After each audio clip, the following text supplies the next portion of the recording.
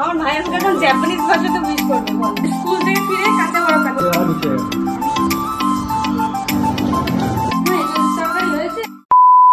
Hello everyone, সবাই কেমন আছো? আরো একটা নতুন ভিডিওতে তোমাদের অনেক অনেক ওয়েলকাম। আজকের ভিডিওটা হলো আমার একটা আনপ্ল্যান্ড বার্থডে ব্লগ। হ্যাঁ, তোমরা ঠিকই শুনেছো, আনপ্ল্যান্ড মানে সেদিনকে কি করব না করব আমার কোনো প্ল্যান ছিল না। অন্য জন্মদিনে প্ল্যান থাকে, কিন্তু এইবারে কোনো প্ল্যানই ছিল না, কারণ দিনটা সোমবার পড়েছিল আর সোমবার দিন আমি নিরামিষ খাই। কিন্তু হঠাৎ করে সেদিনকে আমার হাতে এই কালো প্লাস্টিকটা দেখে মা একটু অবাকই হয়েছিল। প্যাকেটটা দেখে মা বুঝতে পেরেছিল যে এর মধ্যে আঁশ কিছু আছে। আমার জন্মদিন মানে আমি বুঝি চিকেন, পায়েস আর কেক। এবারে সে সমস্ত কিছু হবে না, সেজন্য মনটা অনেকটাই খারাপ ছিল। কিন্তু অরিত্রা আমাকে বললো যে সোমবার তো তুই আমার জন্য করিস, একটা দিন না করলে কিচ্ছু হবে না। আর তাকে কষ্ট দিয়ে কোনোদিনও কিচ্ছু করতে নেই। এইদিকে ভাই স্কুল থেকে পরীক্ষা দিয়ে ফিরে দেখো কি করলো।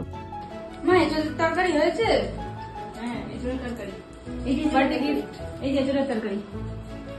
চিকেন না মটন? বল এটা মটন তো। হয়ে গেছে পরীক্ষা। মোটামুটি কাঁচা বরফ খাচ্ছে, স্কুল থেকে ফিরে কাঁচা বরফ খাচ্ছে। কাঁচা বরফ খাস না, আমি খাবো না, তুই খাস না। কঠিন করেছে।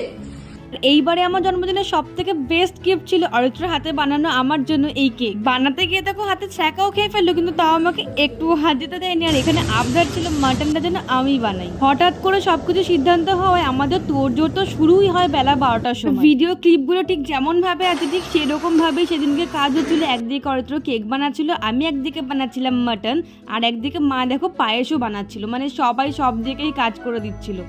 আর আমার তো ফেভারিট হচ্ছে গুড়ের পায়েস। আমি সাদা পায়েস পছন্দ করি না, সেই জন্য মা গুড়ের পায়েসই বানায় প্রতি বছর। আমার ভাই আমাকে এখন জাপানিজ ভাষাতে উইশ করবে বল। তুই বল, তুই উচ্চারণটা তুই কর। ও তানজবিও মেদে তো জাপানিজ ভাষায় উইশ করছি। আরেকবার বল, একবার। আমি অন্য মুখস্থ করি, বল আরেকবার বল। আরেকবার কি? কোচি ওতানজবিও মেদে তো। ওতানজবিও মেদে তো কালটা ফাটিয়ে দিল। মাঝে মাঝে তো ভাইও একটু অরিত্রকে হেল্প করে দিচ্ছিল। আর এদিকে দেখো আমার মাটন তো কষানো অলমোস্ট কমপ্লিটই হয়ে গিয়েছিল।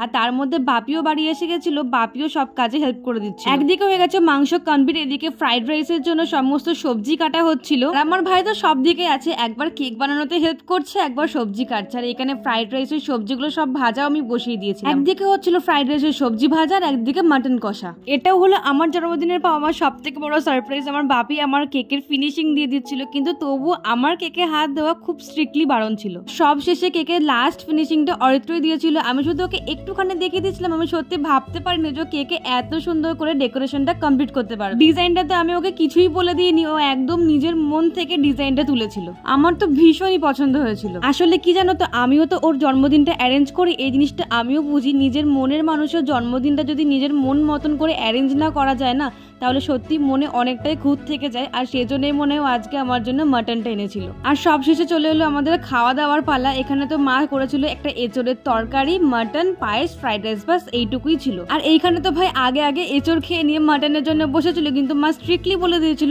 আজকে আগে দিদি মাটন খাবে, তারপরে তুই পাবি। আর তারপরে সন্ধ্যেবেলা কেটে নিয়েছিলাম আমি কেক। কোনো প্ল্যান ছাড়া যে বছরের জন্মদিনটা আমার এত ভালো কাটবে আমি সত্যি আশা করিনি। দেখা হচ্ছে তোমাদের সাথে আবার পরের ভিডিওতে। ততক্ষণে তোমরা সুস্থ থেকো, ভালো থেকো, টাটা।